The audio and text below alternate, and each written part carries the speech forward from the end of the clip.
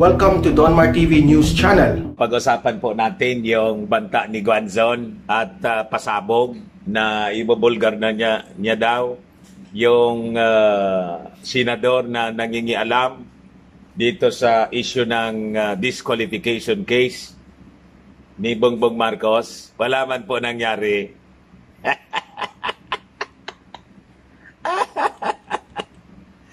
Mangiyak-ngiyak si Guanzon, mga kababayan, naghanap ng kakampi, pumunta doon sa Manila Cathedral, kasama yung mga kakamping. Confirm! Tingnan ninyo. Yan, Manila Bulletin. Ayan po, kasama yung mga Madridi Cacao. The same group. Grupo ni Padre Damaso. Tapos yung mga kasama niya, Madridi Cacao. Kakamping. So, lumabas na, mga kababayan, yung totoong kulay at kung sino yung nasa likod ni Rowena Guanzon, Commissioner ng Commission on Elections. She can never be, tawag doon, impartial. She can never be fair in her judgment. Bakit? Tingnan mo ng mga, kumpirmado.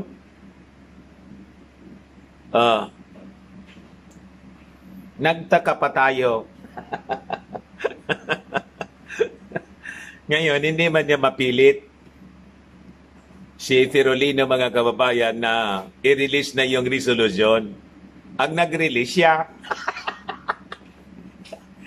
Kung ano yung kanyang dissenting opinion doon, yung judgment niya, na siyempre to disqualify Bongbong Marcos, yun man lang po yung nirelease ng COMELEC, inauthorize niya, i-release niya ninyo. Alam na namin kung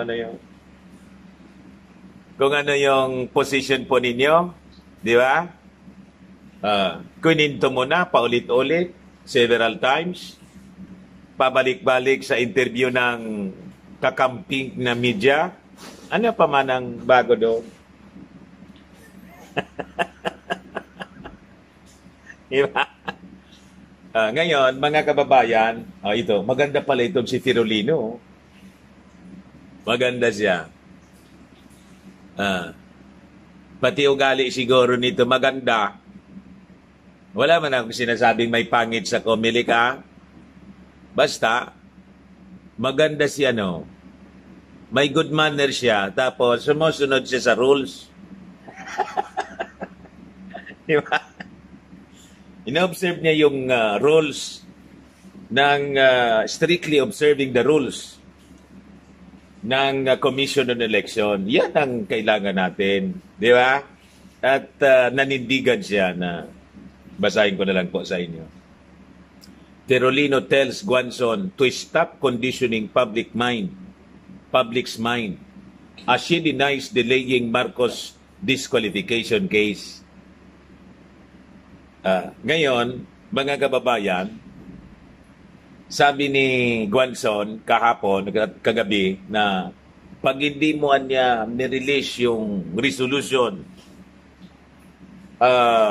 on the disqualification case, papangalanan ko niya sa publiko yung senador niya na nangingialam at ang insinuation po ni Rowena, yun ang nasa likod, mga kababayan, na nasa sandigan ni Tirolino.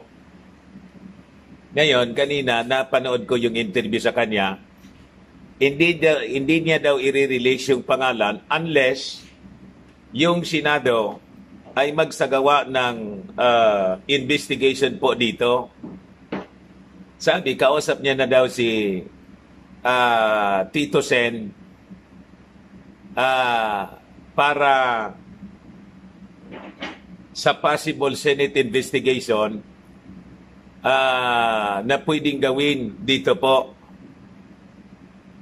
And unless daw may guarantee yung Senado, hindi niya i-release yung pangalan. What? I-release mo na.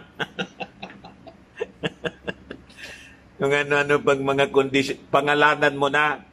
Ang sabi, malapit sa ating Pangulo. Hulaan po ninyo. Sino sa tingin ninyo ang senador? Magulaan na lang tayo po. Sino sa tingin ninyo ang senador? Incumbent senator na napakalapit at napakalakas sa ating Pangulo. Sino? May nasa isip kayo? Si Bato po, isa yon sa mga malapit na senador kay President Digong. Pero si Bato, nag-challenge na rin. Pangalanan mo na niya. So, kung ganon, na si Bato mismo nag-challenge na pangalanan mo, kailangan ay imbestigahan niya. Malamang hindi si Bato. Di ba? Malamang mga kababayan, hindi si Bato. Kung hindi si Bato, tingin ninyo sino? I-post na lang po ninyo yung pangalan na... Ang clue, mga kababayan ni Guanzon, malapit sa Pangulo. Sino? Ayun nga, si Guanzon, no? May meeting po doon sa Manila Cathedral. The last hurrah, mga kababayan, hindi man nangyari. Yung kanyang gustong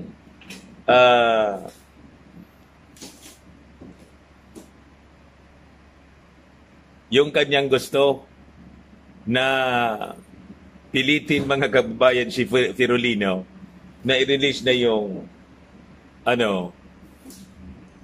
decision po, yung resolution, ito po yung balita. As in, fighting continues within the Commission on Elections.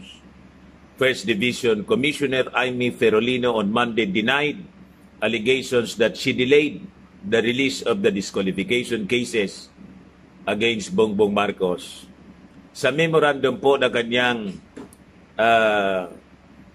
pinalabas, Ferolino responded to the accusation made by Guanzon that she was delaying the release of the resolution on the consolidated disqualification cases. With all due respect, sabi po ni Amy Ferolino, there is nothing to explain because I do not submit to your pronouncement that there is a delay in the release of my ponensya. Sabi po ni Ferolino, while you have the privilege and the liberty to take down your post and correct it, I am not afforded the same opportunity should I release a flawed resolution, especially when it has already been promulgated.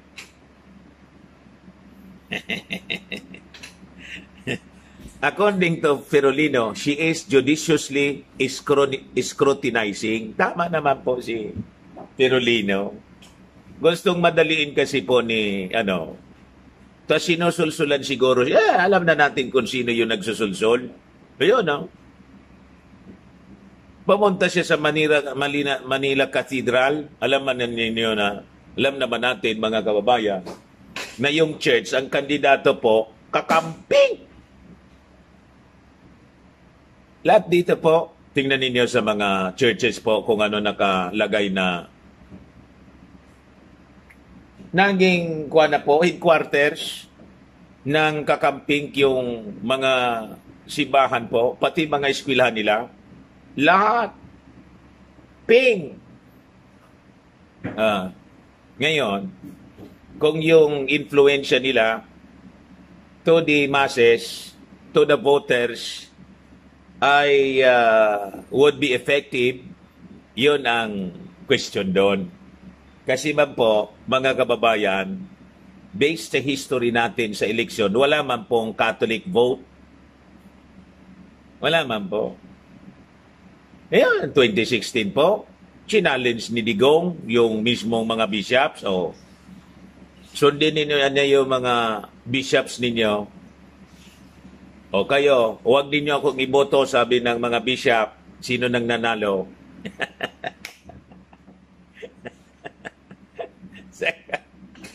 Maulit po, kaya panic mode sila ngayon. Yung alasan niya natin na disqualification case kay Bongbong Marcos, maririmati pa.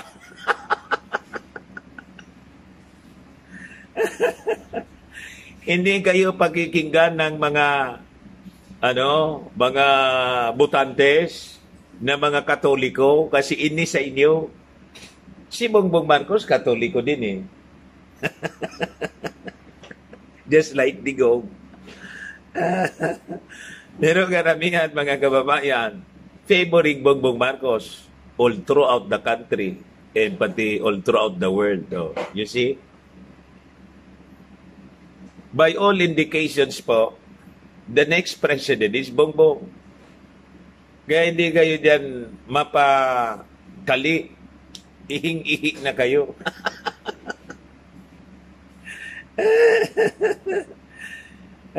Kaya nga ngayon, tinitreated na siya, no? Tinitreated na si Bongbong. Ay, by the way pala, just in, presidential aspirant Ferdinand Bongbong Marcos Jr. and his running mate Inday will hold their proclamation rally at the Iglesia ni Cristo-owned Philippine Arena in Bukawi, Bulacan. Paktay na. Yung pinakang malaking Philippine Arena, doon pala gagawin yung proclamation. Magsisimula na kasi yung kampanya eh. February 8. Ang ibig sabihin nito, in all indications, uli, mga kababayan, yung Iglesia ni Cristo they will endorse the tandem. Sa bagay, gano'n naman talaga yung inclination, yung Iglesia ni Cristo po. Marcos yan.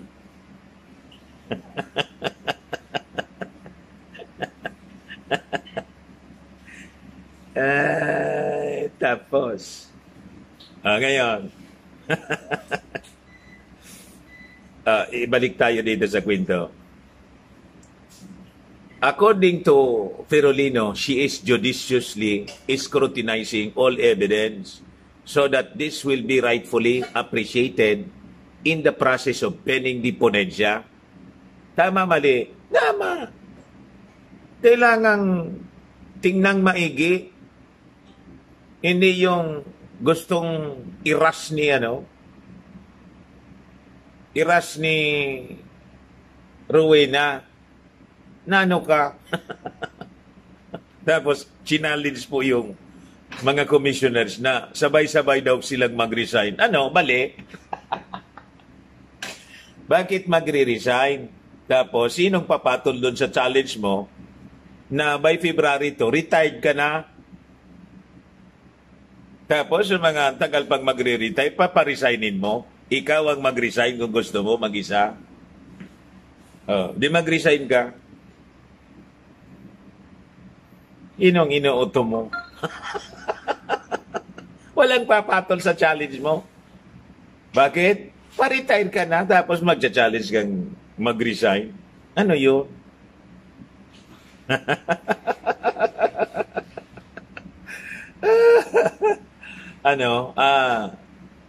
Maliit na bata.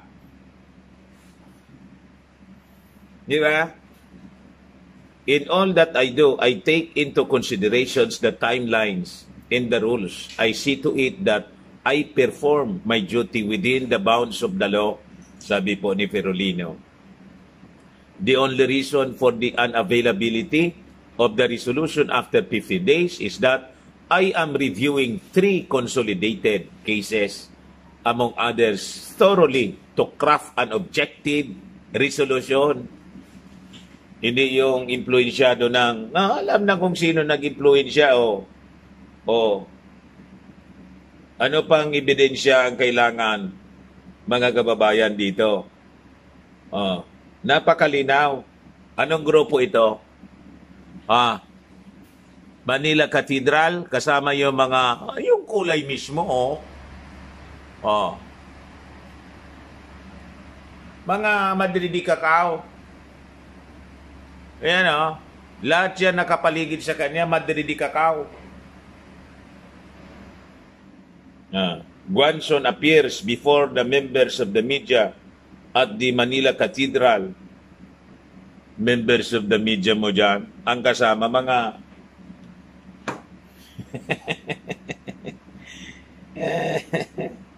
the same grupo na nagpatalsik kay dating Pangulong Marcos, mga Madridi Cacao. Napakalinaw. Terolino then accused Guanzon of conditioning the public's mind that there is a delay in releasing the results, explaining that it will not benefit her in any way whether Guanzon's vote is supported or defeated. Sabi niya, as a co-equal member of the commission, I am asking you to please stop conditioning the minds of the people that there is a delay because there is none. She explained that it even took 1 month for the second division to promulgate a resolution for the other Marcos case. Tama. Yung ibang kaso, yung nauna, di ba? Second division may hawak noon. And based on the records, almost 1 month. So anong rason itong consolidated mas controversial ito? This is the major case. Yung mga di ba marami siya? 8 siyam yata yon na unang dinismiss. Walang kakwenta-kwenta yun. Yung isang petition doon, ang sabi, si Bongbong Marcos daw, ano nga yun? Patay na. Yung totoong Bongbong Marcos, patay na niya. Ito niya, hindi man ito totoong bongbong, fake.